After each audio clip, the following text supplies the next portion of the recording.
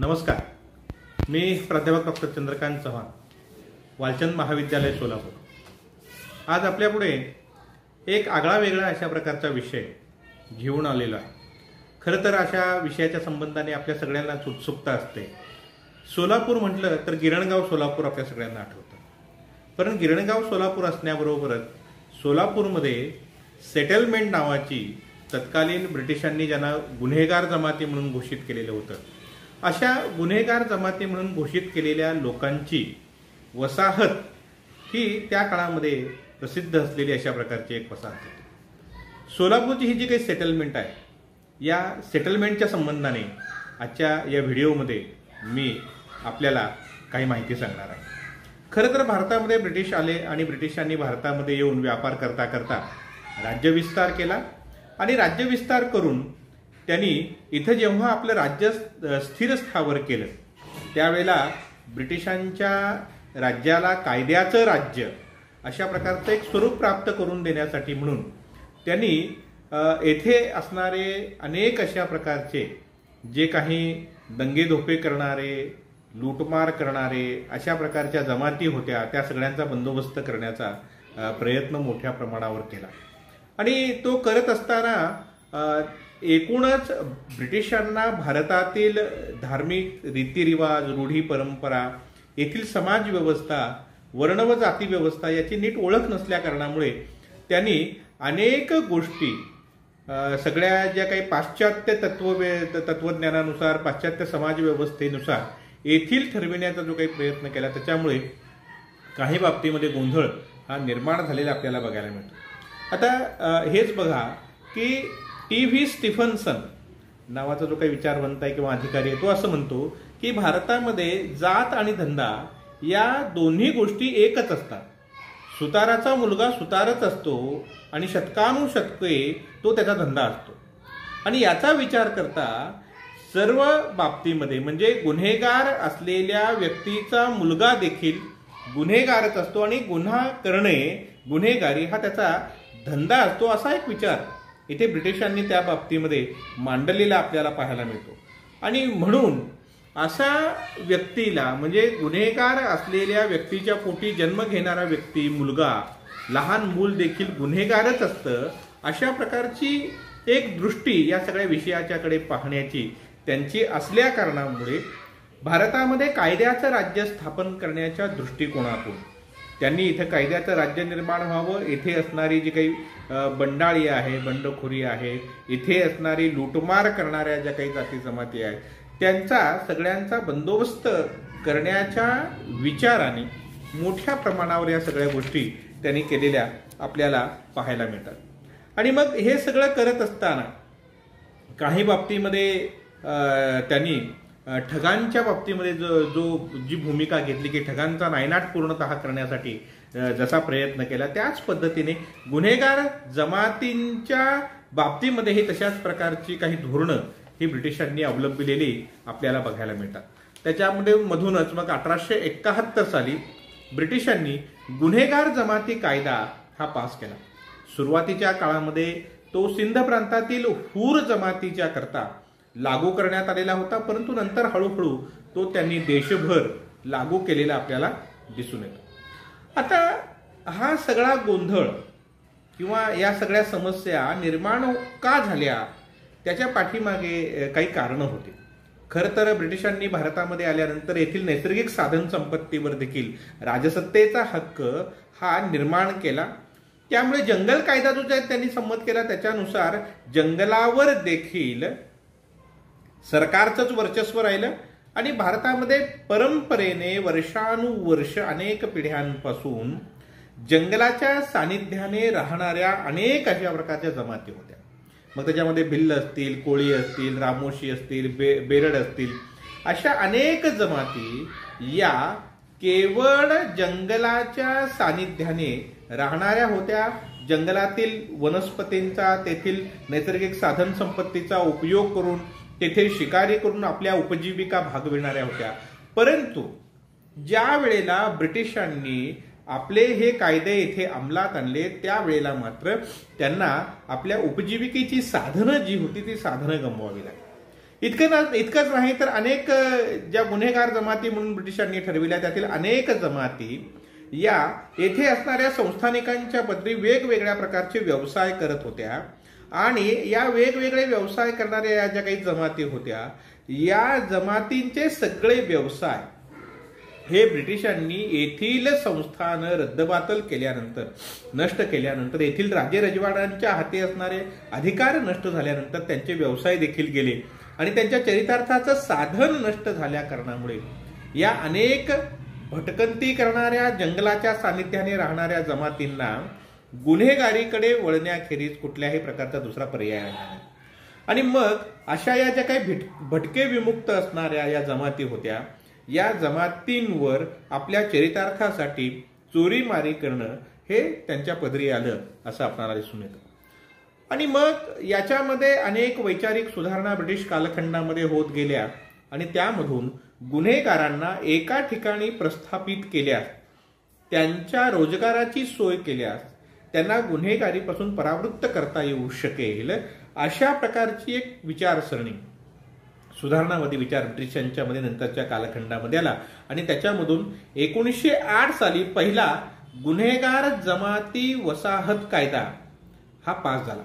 त्याच्यामध्ये 1911 मध्ये आणखी काही सुधारणा या करण्यात आल्या आणि त्यानुसार अनेक ठिकाणी महाराष्ट्रामध्ये मुंबई प्रांतामध्ये अशा प्रकारच्या वसाहती या निर्माण झालेल्या आपल्याला पाहायला मिळतात. आता त्याच्यामध्ये सोलापूर, मुंढवा पुण्याजवळ, बारामती, हुबळी, विजापूर, धारवाड, अहमदाबाद अशा अनेक ठिकाणी या सेटलमेंट्स उभारण्यात आल्या. सोलापूरची गुन्हेगार जमातीची वसाहत म्हणजे सेटलमेंट ही 1912 साली स्थापन झाली आणि 1916 मध्ये जेव्हा या सगळ्या सेटलमेंट्समधील कुटुंबांची वगैरे मोजदाद करण्यात आलेली होती त्यावेळेला 1916 मध्ये सोलापूरमध्ये सेटलमेंटमध्ये 800च्या वर कुटुंब होते. त्याच्यामध्ये 250 टकारी, 200 कैकाडी, 150 छप्परबंद, 30 मांगगारुडी, 100 ते 150 पारधी आणि बेस्तर जमातीची 10 कुटुंब अशी एकूण 800च्या वर कुटुंब ही सोलापूरच्या या वसाहतीमध्ये सेटलमेंटमध्ये असलेली आपल्याला दिसून येते. खरं तर या सेटलमेंटमध्ये ज्या जमाती ठेवण्यात आलेल्या होत्या त्या जमातींची थोडक्यात ओळख आपल्याला करून द्यावी म्हणून काही त्या संबंधीची माहिती मी आपल्याला देतो आहे. तर छप्परबंद हा जो काही ही जी काही जमात आहे ती मूळची राजस्थानची आणि मोगलांच्या बरोबर महाराष्ट्रामध्ये ती आली आणि मोगलांबरोबर महाराष्ट्रात आल्यामुळे त्यांचं मूळ काम जे होतं ते मोगल सैनिकांच्या करता तंबू राहुट्या उभारण्याचं काम हे त्यांचं मूळ काम होतं. म्हणजे निवाऱ्यासाठी छप्पर बांधणारे म्हणून त्यांना छप्परबंद असं म्हटलं म्हणून ओळख मिळाली. आता यांच्या मुख्य व्यवसायांमध्ये एक व्यवसाय हा होता की हे खोटी नाणी पाडत असत आणि हुबेहूब खोटी नाणी पाडून शेतकरी, अडाणी स्त्रिया यांना फसवून ते ही नाणी खपवत असत आणि मग त्यामुळे ब्रिटिशांनी त्यांना गुन्हेगार जमात म्हणून नंतरच्या काळामध्ये घोषित केलं. महाराष्ट्र कर्नाटकामध्ये आढळणाऱ्या या जमातीच्या बोली भाषेला भातुवली भाषा असं म्हणतात. त्यात या जमातीमध्ये जात पंचायतीला अत्यंत सगळ्याच भटक्या विमुक्त जमातींच्या मध्ये जात पंचायतीला अत्यंत महत्वाचं अशा प्रकारचं स्थान होतं आणि त्यांचे जे काही तंटे बखेडे असत ते जात पंचायतीच्या मार्फतच सोडविले जात असत आणि या जमाती ज्या होत्या सर्वच जमाती चोऱ्या करत असताना, दरोडे घालत असताना एक विशिष्ट अशा प्रकारची भाषा ते वापरत असत किंवा सांकेतिक भाषेचा ते वापर करत असत असं आपल्याला दिसून येतं. सोलापूरच्या सेटलमेंटमधील दुसरी जमात होती कैकाडी जमात. खरं तर तामिळनाडू, आंध्र, केरळ, कर्नाटक, ओरिसा, मध्य प्रदेश, बिहार, महाराष्ट्र या राज्यांमध्ये आढळणारी ही जमात. तामिळनाडूमध्ये तिला कुरव किंवा कोरवा असं म्हणतात, आंध्रात येरकुला, कर्नाटकात कोरवी किंवा भजंत्री आणि मध्य प्रदेश व महाराष्ट्रामध्ये ही जमात कैकाडी जमात म्हणून ओळखली जाते. आता त्यातील काही कैकाडी हे संगरांना कुंच्या तयार करून देण्याचं काम करतात म्हणून या कैकाड्यांना, कुंच्या तयार करून देणाऱ्या कैकाड्यांना कुंची कोरवी म्हणून देखील ओळखलं जातं. काही कैकाडी लहान माकडांना पकडून त्यांना खेळ शिकवतात आणि खेळ शिकून त्यांचे खेळ करतात, म्हणून त्या कैकाड्यांना माकडवाले म्हणून ओळखलं जात होते. चोर कैकाडी किंवा फिरस्ते हे डोंटल मोर म्हणून या नावाने देखील ओळखले जातात. जे कैकाडी वाजंत्री वाजविण्याचं काम करत त्यांना भजंत्री किंवा सनादी कैकाडी असंही म्हटलं जाईल. माकडवाल्यांनाच लाल बाजारवाले किंवा गणसूर असंही म्हटलं जात असे. सापांचा खेळ करून दाखवणारे जे कैकाडी होते त्यांना कर्नाटकामध्ये पालमोर म्हणून ओळखलं जात असे. काही कैकाडी गावामध्येच राहत असत आणि गावामध्ये राहून शिंदीच्या झाडांच्या फरक्या ज्या असतात त्या म्हणा किंवा इतर झाडांच्या फोकांपासून टोपल्या, झाप, कणगी, चटया, पाट्या इत्यादी वस्तू बनवायचं काम करत असत आणि त्या बदल्यामध्ये धान्य घेऊन ते उदरनिर्वाह करत असत. त्यांना गाव कैकाडी असं म्हणतात. कैकाडी लोक सुद्धा सांकेतिक भाषेचा वापर करत. इतर भटक्यांप्रमाणे त्यांच्यामध्ये देखील जात पंचायतीला अत्यंत महत्वाचं स्थान होतं. पोलिसांच्या जाचापासून सुटका करून घेण्यासाठी कैकाड्यांनी महाराष्ट्रामधील अनेक मराठ्यांची जी काही आडनावं होती, माने, गायकवाड, जाधव, ही आडनावं स्वीकारलेली आपणास पाहावयास मिळतात. कैकाड्यांच्या मध्ये गाढव आणि डुक्कर ही पाळीव प्राणी होते. गाढवाला त्यांच्यामध्ये अतिशय महत्वाचं स्थान त्यांच्या आयुष्यामध्ये कैकाड्यांच्या असलेलं आपल्याला दिसून येतं आणि ब्रिटिश काळामध्ये कैकाड्यांना गुन्हेगार जमात म्हणून तारेच्या कुंपणामध्ये सेटलमेंटमध्ये त्यांना बंदिस्त करण्यात आलेलं आपल्याला दिसून येतं. सोलापूरच्या वसाहतीमध्ये असणारी तिसरी एक जमात म्हणजे टकारी. जात्यावर टाकं घालण्याचं काम करणारा म्हणून याला टकारी म्हणलं जात असे. पाटा, वरवंटा, उखळ, खलबत्ता इत्यादी दगडाच्या वस्तू घडविण्याचं काम वडार जमात जशी करते तशीच टकारी जमात सुद्धा ती करत असते आणि ती वडारांची तत्सम अशा प्रकारची जमात, त्यासारखी जमात असलेली आपल्याला दिसून येते. परंतु दोन जमातींमध्ये कुठल्याही प्रकारचा वैवाहिक संबंध, रक्तनात्याचा संबंध, रोटीबेटी व्यवहार होत नाही. आता टकारी विविध प्रांतामध्ये वेगवेगळ्या नावाने ओळखले जात असत. त्याच्यामध्ये बाजीगर, उचले, घंटी चोर, गिरणी वडार, कामाटी, खिसे कातरू, दोंगा वासरू, वडारू किंवा कलवडरू, पाथरवट यासारख्या या विविध नावांनी, पाथरूट या नावांनी त्यांना ओळखलं जात असे.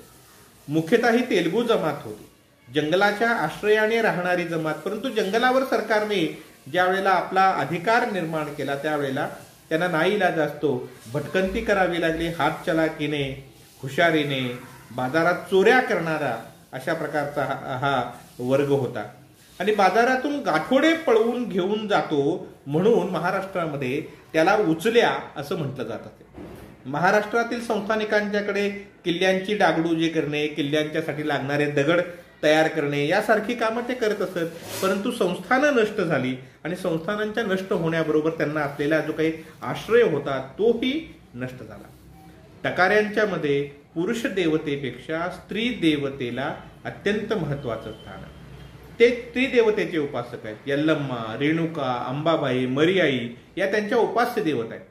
टकारी समाजामध्ये देखील जाधव आणि गायकवाड ही दोनच आडनाव आहेत आणि त्यामुळे जाधवांचा विवाह जाधवांच्या मध्ये होत नाही, कारण ते एकाच नाड्याचे मानले जातात, एकाच गोत्राचे मानले जातात.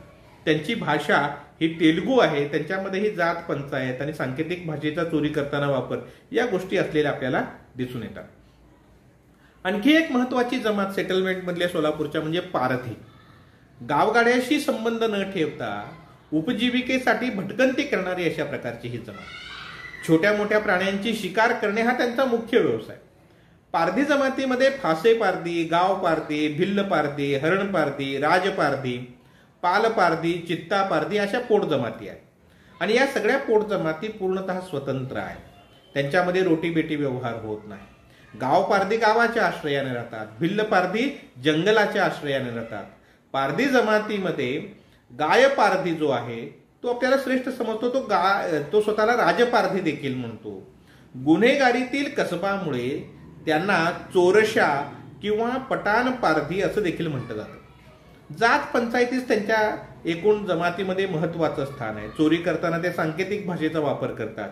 शिकार हेच उपजीविकेचं साधन असलेल्या या जमातीला ब्रिटिशांनी जंगलावर ज्या वेळेला आपले अधिकार प्रस्थापित केले आणि यांना शिकार करण्यावर बंदी जेव्हा आणली तेव्हा उपजीविकेसाठी चोरी करण्याखेरीज त्यांच्याकडे दुसरं साधन राहिलं नाही आणि मग भटकंती करत चोरी करत जगणं हे त्यांच्या नशिबी आलं. ही जमात देखील स्त्री प्रधान अशा प्रकारची आहे. या जमातीमध्ये पारध्यांमध्ये स्त्रीच्या जन्माचं मोठं स्वागत केलं जातं आणि मुलगा जन्माला आला तर मात्र तितकंसं स्वागत त्याचं होत नाही. स्त्री देवतेचं पूजन त्याच्यामध्ये केलं जातं. भवानी माता ही मुख्य देवता. विवाहासाठी मुलीच्या बापाला वधू मूल्य द्यावं लागतं, म्हणजे हुंडा द्यावा लागतो. चोरी दरोडेखोरीमध्ये पुरुष मारले जात आणि त्यामुळे विधवा स्त्रियांचं प्रमाण मोठं असायचं त्या काळामध्ये. त्यावेळेला बहुतांशी वेळेला आपल्या दिराबरोबरच विधवा स्त्रीचा विवाह लावून देण्याची एक पद्धती देखील त्यांच्यामध्ये असलेली आपल्याला दिसून येते. त्याशिवाय सोलापूरच्या सेटलमेंटमध्ये कंजार भाट नावाची आणखी एक जमात. आता या जमातीचे लोक रंगाने अतिशय गोरे देखणे आणि ही जमात पंजाब, राजस्थान, गुजरात या प्रांतामधून भटकत भटकत महाराष्ट्रामध्ये आली. पंजाबातील सौसी जमात आणि कंजार भाट जमात ही जणू एकच आहे. कंजार भाटांच्या बोलीभाषेत 84 भाषा असं म्हणतात.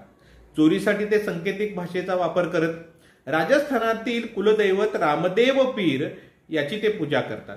दुर्गा माता, महाकाली या स्त्री देवतांची देखील उपासना ते करतात. चोरी करणे आणि त्याबरोबर दारू गाळणे हा त्यांचा व्यवसाय होता. भटके जीवन जगणाऱ्या कंजार भाटाने एका गावावरून दुसऱ्या गावी जर त्यांच्या लोकांनी स्थलांतर करायचं म्हटलं तर आधीच्या पाटलाचे पत्र घेऊन दुसऱ्या गावच्या गावपाटलाला ते द्यावं लागायचं आणि ते करत असताना आधीच्या गावपाटलाने त्यात किती कुटुंब आहेत, माणसं किती आहेत, जनावरं किती आहेत, वस्तू किती आहेत, महिलांची ओळख असणारी अशा प्रकारची माहिती देखील त्या पत्रामध्ये त्यांनी दिलेली असेल. आणि अशा पद्धतीने या जमातीला देखील गुन्हेगार जमात ठरवून ब्रिटिशांनी त्यांना तारेच्या कुंपणामध्ये कैद केलेलं होतं.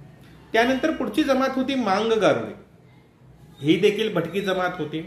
साप खेळविणे हा त्यांचा धंदा होता, म्हणूनच त्यांना मांग गारुडी म्हणून ओळखलं जातं. त्याबरोबरच बहुसंख्य लोक या मांग गारुडी जमातीमधील म्हशी विकण्याचा धंदा करतात. त्यांना भादरण्याचा किंवा म्हशीची शिंगे कोरण्याचा देखील धंदा करतात. म्हशी चोरणे, कळपातून बाजूला पडलेलं मेंढरू चोरणे, चोरलेल्या म्हशीची शिंग कोरून ती मालकाला देखील ओळखू येणार नाही अशा प्रकारची बनविणे, अशा गोष्टी ते करत असत आणि त्यामुळे त्यांना देखील गुन्हेगार ठरविण्यात आलं. त्यांच्या भाषेला पारुशी भाषा म्हणत, जी सांकेतिक भाषा ते वापरत असत. मांग गारुडी खंडोबाला आपला कुलस्वामी मानतात. रेणुका अथवा यल्लम्मा देवीचं शिर जे आहे ते मातंगीचं असल्यामुळे ते यल्लम्मा देवीचे भक्त, ते मातंग समाज जो आहे, जात जी आहे त्या जातीशीच समांतर असणारी अशा प्रकारची ही जात आहे. परंतु मातंगांच्या मध्ये आणि मांग गारुडींच्या मध्ये कुठल्याही प्रकारचे व्यवहार रोटीबेटीचे होत नाहीत, हे आपल्याला दिसून येतं. देवीला मुली वाहण्याची प्रथा त्यांच्यामध्ये होती. मातंगाचीच उपजात असताना देखील रोटीबेटी व्यवहार मात्र त्यांच्यामध्ये होत नसत. मांग गारुडीतील अंकुशी हा जो काही आहे तो श्रेष्ठ मानला जात असे आणि त्यामध्ये जात पंचायतीचा तो प्रमुख असे.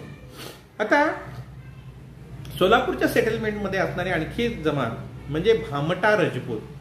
मूळ राजस्थानातील असलेला व भटके जीवन जगणारा अशा प्रकारचा हा समाज.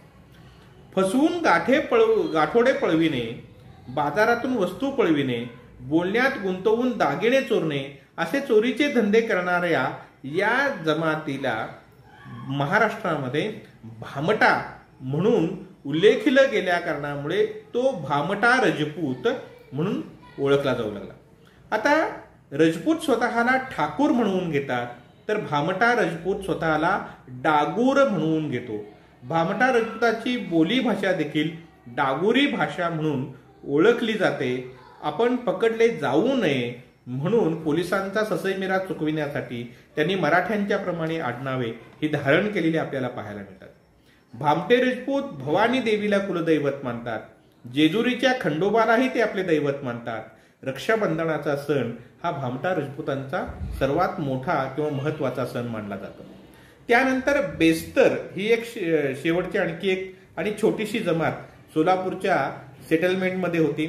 महाराष्ट्रात खूप कमी असलेली मजुरी करणे, भंगार गोळा करणे, माती वाहणे, दारू गाळणे यासारख्या गोष्टी या जमातीच्या माध्यमातून या जमाती करत असते, परंतु या जमातीला देखील गुन्हेगार जमात हे ठरविण्यात आलेले होते.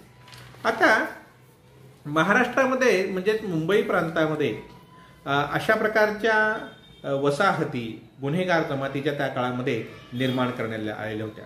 त्यातही औद्योगिक वसाहती निर्माण करण्यात आल्या. विजापूर असेल, हुबळी, गदग, बेळगाव, खानापूर, सोलापूर, नीरा प्रकल्प, बागलकोट, अहमदाबाद, धुळे, जळगाव, मुंडवा, बारामती आणि अंबरनाथ या ठिकाणी अशा प्रकारच्या औद्योगिक वसाहती या निर्माण केलेल्या होत्या. विजापूर आणि कुंभार गंतेर या ठिकाणी शेती वसाहती देखील निर्माण केलेल्या होत्या. सोलापूरची वसाहत 1912 साली स्थापन झाली. 1927 साली ही वसाहत अमेरिकन मराठी मिशनकडे हस्तांतरित करण्यात आली. त्यावेळेला 3627 लोक हे सेटलमेंटमध्ये राहत होते. सोलापूर पासूनच जवळच होटगी या ठिकाणी मुक्त वसाहत भटक्या विमुक्तांची गुन्हेगार मानलेल्या जमातीची ही निर्माण करण्यात आलेली होती. आणि या मुक्त वसाहतीमध्ये पालमोर, छप्परबंद, टकारी, भामटा, कैकाडी जमातीचे लोक हे त्या ठिकाणी राहत होते. आणि त्यांना सरकारने शिंगणगाव, हणमगाव, होटगी या ठिकाणी शेतजमिनी दिलेल्या होत्या. बार्शी येथे देखील पारधी आणि कैकाडी जमातीच्या मुक्त वसाहती होत्या. अकलूज या ठिकाणी देखील एक स्वतंत्र अधिकारी नेमून या गुन्हेगार मानलेल्या जमातीच्या वसाहती या निर्माण केलेल्या होत्या. सोलापूरमध्ये 2 ठिकाणी म्हणजे सुरुवातीच्या काळामध्ये कल्याणपूर या ठिकाणी सेटलमेंट निर्माण करण्यात आली. ती दाट लोकवस्तीची होती आणि लोकवस्ती तिथे वाढल्या कारणामुळे नंतर उमेदपूर ही शहराच्या बाहेर प्रशस्त अशा प्रकारची सेटलमेंट उभारण्यात आली. आता गुन्हेगार जमाती ज्या होत्या त्यांना तारेच्या कुंपणामध्ये कैद करून ठेवण्यात आलेलं होतं आणि त्या कुंपणामध्ये राहणाऱ्या 21 वर्षाहून मोठ्या असलेल्या प्रत्येक व्यक्तीला दिवसातून 4 वेळेला पोलीस स्टेशनला हजेरी द्यावं लागत. आणि इतकंच नाही तर ते लोक घरी आहेत की नाही हे पाहण्यासाठी पोलीस रात्री अपरात्री जाऊन त्यांना झोपेतून उठवत असत. ते घरी आहेत की नाही हे पाहत असत. म्हणजे प्रचंड मोठ्या प्रमाणावर त्यांच्यावर गुन्हेगार मानून अन्याय अत्याचार त्या कालखंडामध्ये होत होता. इतकंच नाही तर त्यांना राहायला दिलेली घरं अत्यंत कोंडत अशा प्रकारची होती. वायुविजनाची सोय नसणारी, काळोखी अशा प्रकारची घरं, झोपडी वजा असणारी घरं, तिथे कुठल्याही प्रकारच्या शौचालयाची सुविधा नाही, रस्ते नाहीत, सांडपाण्याची व्यवस्था नाही, अशी अतिशय बकाल आणि अत्यंत वाईट वर्तणूक ज्यांना तिथे मिळत होती. अशा गुलामीचं जीवन जगावे लागणाऱ्या अशा सेटलमेंटमध्ये राहणाऱ्या लोकांना पशु होऊनही हीन अशा प्रकारचं जीवन त्यांच्या पदरी आलेलं होतं. आता एक गोष्ट मात्र सोलापूरच्या वसाहतीच्या बाबतीमध्ये होती की शिक्षणाच्या बाबतीमध्ये 5 ते 12 वर्षाच्या सर्व मुलांना प्राथमिक शिक्षण मात्र सक्तीचं होतं. त्यातही जी मुलं गिरणीमध्ये अर्धवेळ कामाला जात होती अशा 15 वर्ष वयाच्या मुलांना त्यांचं वय 15 वर्ष पूर्ण होईपर्यंत रात्रीच्या शाळेमध्ये किंवा अर्धशाळेमध्ये त्यांना शिक्षण घेणं बंधनकारक होतं. सोलापुरातील शाळेची व्यवस्था ही अमेरिकन मिशनकडे होती. शाळेत दररोज प्रभू येशूची प्रार्थना होत असे. सोलापूर सेटलमेंटमध्ये 5वी पर्यंतच वर्ग होते. त्यामुळे पुढील शिक्षणाकरता त्यांना शहरातील हायर प्रायमरी स्कूलमध्ये भरती केले जातं. पायाभूत शिक्षणाच्या बरोबरच शिवणकाम, सुतारकाम, सूतकताई, त्याबरोबरच विणकाम, लोहारकाम, बांबू व वेदकाम, तंतुकाम असे धंदेवाईक शिक्षण सुद्धा त्यांना या सेटलमेंटमध्ये दिलं जात असे. परंतु सेटलमेंटची एकूण स्थिती अशा प्रकारची होती की एक तर गुन्हेगार जमाती म्हणून समाजामध्ये प्रतिष्ठा नाही आणि अशा या जमातीमध्ये व्यसनाधीनतेचं प्रमाण खूप मोठ्या प्रमाणात होतं. दारू, अफू, गांजा यासारखी व्यसनं केवळ प्रौढ व्यक्तीच नाही तर अल्पवयीन मुले, तरुण, स्त्रिया देखील अशा प्रकारची व्यसनं करत असत. आणि या प्रत्येक जमातीची स्वतंत्र जात पंचायत असे आणि जात पंचायतीचे प्रत्येकाचे नियम हे वेगवेगळ्या स्वरूपाचे असलेले आपल्याला दिसून येतात. सोलापूर ही औद्योगिक वसाहत असल्यामुळे येथील लोकांना नियमित रोजगार मिळत होता. त्यात सरकारकडून शेती मिळाल्यामुळे त्यांची आर्थिक परिस्थिती ही नंतरच्या काळामध्ये सुधारलेली आपणास पाहावयास मिळते. आता या सेटलमेंटमध्ये तारेच्या कुंपणामध्ये राहणाऱ्या तरुणांना, प्रौढांना दररोज 4 वेळेला पोलीस स्टेशनला हजेरी द्यावी लागत असते आणि गाव बदलून एखाद्या दुसऱ्या गावी जर जायचं असेल तर त्यांना येथून निघाल्याचं आणि तिथे पोलीस स्टेशनला हजर झाल्याचं या दोन्ही गोष्टी करा. म्हणजे इथून निघत असताना इथल्या पोलीस स्टेशन कडून पत्र घेणे आणि तिथल्या पोलीस स्टेशनला पत्र देणे, कुठल्या कामासाठी आलंय, कुणाकडे आलंय, किती दिवस राहणार आहे वगैरे वगैरे सगळ्या नोंदी करणे आणि त्याचं नियमावर हुकूम पालन करणे, अशा गोष्टी या त्यांना कराव्या लागत असत. आता इथे गिरण्या सुरुवात झाल्या आणि गिरण्यांमध्ये सेटलमेंटच्या लोकांना काम देणं हे गिरण्यांवर ब्रिटिशांनी बंधनकारक केलं.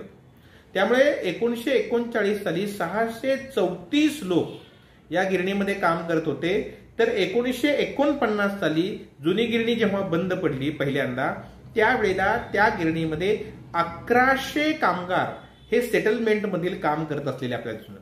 म्हणजे गिरण्यांमध्ये जेव्हा संप होत असते त्यावेळेला संप झाल्यानंतर सेटलमेंटमध्ये असणाऱ्या या कामगारांच्या साह्याने हे संप मोडून काढण्याचा प्रयत्न सरकार आणि गिरण्यांचे मालक हे करत असलेले आपल्याला दिसून येतात. सेटलमेंटमधील लोक हे भारतीय स्वातंत्र्य चळवळीमध्ये देखील सहभागी झालेले होते. म्हणजे जुन्या गिरणीमध्ये झालेला बॉम्बस्फोट जो घडवून आणलेला होता तो बॉम्बस्फोट सेटलमेंटमधल्या लोकांनी घडवून आणलेला होता. 1942च्या आंदोलनामध्ये भूमिगत झालेल्या शंकरप्पा धनशेट्टींना सेटलमेंटमध्ये घर बदलून त्यांना आश्रय देण्याचं काम देखील या गुन्हेगार जमातीच्याच लोकांनी केलेलं होतं असं आपल्याला दिसून येतं. खरं तर 15 ऑगस्ट 1947ला भारत स्वतंत्र झाला. परंतु भारत जरी स्वतंत्र झाला तरी सेटलमेंटमध्ये राहणाऱ्या, ताराच्या कुंपणांमध्ये राहणारे लोक मात्र स्वतंत्र झाले नाही. उलट भारताच्या स्वतंत्र होण्याबरोबर ब्रिटिशांनी दिलेले जे काही विशेष अधिकार होते, गिरण्यांमध्ये नोकऱ्याच्या संबंधाने असेल, इतर अनेक गोष्टींच्या संबंधाने असेल, शिक्षणाच्या संबंधाने असेल, आरोग्य सुविधेच्या संबंधाने असेल, हे सगळे विशेष अधिकार त्यांचे त्याबरोबर नष्ट झाले आणि त्यामुळे मोठ्या समस्येला त्यांना सामोरं जावं लागलं. खरं तर आपल्या करवीर संस्थानामध्ये राजर्षी शाहू महाराजांनी गुन्हेगार मानलेल्या या जमातींना पोलीस स्टेशनला हजेरी देण्याचं जे काही तत्व होतं किंवा नियम होता तो नियम रद्दबातल करून त्यांना राहण्यासाठी घरं दिलेली होती आणि त्याचबरोबर रोजगाराच्या संधी उपलब्ध करून दिलेल्या होत्या, शेती दिलेली होती. परंतु इतर ठिकाणी मात्र तसं होऊ शकलं नाही आणि मग स्वातंत्र्य मिळाल्यानंतर देखील आपल्याला या गुलामगिरीच्या मानवाची जी काही वागणूक आहे मनुष्य म्हणून ती न मिळणाऱ्या अशा प्रकारच्या आपल्यावर होणाऱ्या अन्यायाच्या विरुद्ध त्यांना आवाज उठवावा लागला. आणि मग सोलापूरच्या सेटलमेंटमध्ये राहणाऱ्या कार्यकर्त्यांनी केलेल्या प्रयत्नामुळे, त्याच्यामध्ये दलित मित्र भीमराव जाधव गुरुजी होते, बोधक नगरकर होते आणि इतर त्यांचे सहकारी, त्या सगळ्यांनी मोठ्या प्रमाणावर प्रयत्न केले. भटक्या विमुक्त जमातीचा त्यांनी इथे अधिवेशन बोलावलं. त्याकरता बाळासाहेब खेर जे मुंबई प्रांताचे मुख्यमंत्री होते त्यांना इथं बोलवलेलं होतं. त्यांच्या माध्यमातून प्रयत्न केले आणि त्यांना बोलवण्याकरता कर्मवीर भाऊराव पाटलांची मदत ही त्यांनी घेतली. म्हणजे कर्मवीर भाऊराव पाटलांनी मोठी मदत त्या बाबतीमध्ये केलेली होती. आणि मग ज्या वेळेला पंडित जवाहरलाल नेहरू हे मुंबईला आलेले आहेत हे समजलं त्यावेळेला तिथे जाऊन बोधक नगरकर आणि भीमराव जाधव गुरुजींनी त्यांची भेट घेतली आणि त्यांची भेट घेऊन त्यांनी आम्हाला गुलामीचं हे जे काही जीवन मिळालेलं आहे हे जीवन आमचं नष्ट करा, मानवाप्रमाणे वागण्याचा, स्वतंत्रपणे राहण्याचा आणि मुक्त बाहेरचं विश्व जे आहे ते पाहण्याचा आम्हाला अधिकार आपण द्यावा म्हणून मागणी केली. तेव्हा त्यानंतर बाळासाहेब खेरांना त्यांनी सांगितलं आणि बाळासाहेब खेरांना सांगून हा कायदा जो आहे तो कायदा रद्द करायला लावला. खरं तर 13 ऑगस्ट 1949ला काँग्रेसच्या सरकारांनी गुन्हेगार जमाती कायदा रद्द केलेला होता. परंतु देश पातळीवर प्रत्यक्षामध्ये त्याची अंमलबजावणी व्हायला 1952 साल उजडावं लागलं आणि त्यानंतर मग सेटलमेंटमध्ये तारेच्या कुंपणामध्ये गुन्हेगार मानून ज्यांना बंदिस्त केलेलं होतं अशा लोकांना मुक्त जीवन जगण्याचा अधिकार प्राप्त झाला. खरं तर स्वातंत्र्योत्तर कालखंडामध्ये कोन्हाळी असेल, अंकलगी असेल, कल्याणनगर असेल, बॅगेहाळी असेल या ठिकाणी त्यांना राहण्याकरता प्लॉट देण्यात आले, शेती कसण्याकरता जमीन देण्यात आली. दलित मित्र भीमराव जाधव गुरुजी आणि विठ्ठलराव गायकवाड यांनी गुन्हेगार जमातीच्या लोकांना शेती कसण्यासाठी शेती मिळावी म्हणून सातत्याने पाठपुरावा केला. त्यामुळे त्यांना कसण्याकरता शेती मिळाली. दलित मित्र भीमराव जाधव गुरुजींनी भटक्या विमुक्त जमातीच्या करता म्हणून महाराष्ट्रातली पहिली आश्रमशाळा काढली. जुनी गिरणी बंद पडल्यानंतर आता आमच्यावर कायदा लागू नाही, त्यामुळे सेटलमेंट मधील लोकांना आम्ही कामावर घेणार नाही, अशी शेठ मोरारकांनी जेव्हा भूमिका घेतली त्यावेळेला भीमराव जाधव गुरुजींनी तेथेही प्रयत्न करून सेटलमेंट मधील 50% कामगारांना गिरण्यामध्ये कामावर घ्यायला भाग पाडलं. आणि त्याबरोबरच त्यांनी केलेल्या या कामामुळेच आपण पाहतो की भटक्या विमुक्त जमातीचा एक व्यक्ती शहराचा, सोलापूर शहराचा महापौर झाला. ही देशातली पहिली अशा प्रकारची घटना असावी. म्हणून सोलापूरचं सेटलमेंट हे अनेक अर्थांनी आगळं वेगळं होतं आणि नंतरच्या कालखंडामध्ये, स्वातंत्र्योत्तर कालखंडामध्ये सरकारने स्वीकारलेल्या भूमिकेमुळे नंतरच्या कालखंडात त्यांना एक चांगलं आयुष्य हे प्राप्त झालेलं आपल्याला पाहायला मिळतं. सोलापूरच्या सेटलमेंटची माहिती देणारा हा व्हिडिओ आपल्याला आवडला तर जरूर आपण तो शेअर करावा, लाईक करावा आणि चॅनल सबस्क्राईब केलेलं नसेल तर आपण ते चॅनल सबस्क्राईब करावं अशी आपल्याला विनंती करतो आणि थांबतो. धन्यवाद.